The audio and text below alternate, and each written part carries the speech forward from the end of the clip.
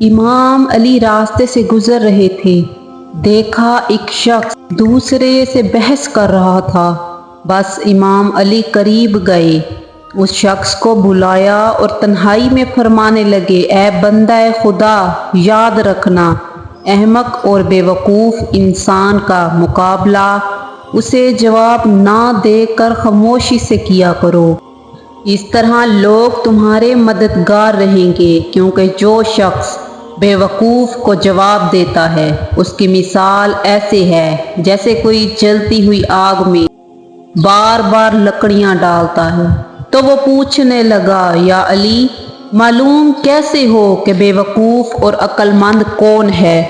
امام علی نے فرمایا، اے شخص، جس انسان میں یہ 3 علامتیں موجود ہوں تو سمجھ جانا وہ بے وقوف ہے۔ تو وہ پوچھنے لگا، اے علی، وہ کون سی علامتیں ہیں؟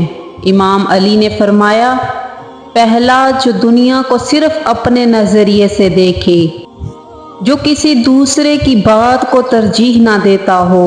دوسرا، جو انسان بات سننے سے پہلے فوراً جواب دیتا ہو۔ اور تیسرا، جو بار بار اپنی تعریف کرتا ہو اور اپنی تعریف سننا پسند کرتا ہو۔ اے شخص، جس انسان میں یہ 3 علامتیں ہوں اس سے دوری اختیار کر لو، کیونکہ اس کو سمجھانا اپنی تذلیل کے برابر ہے۔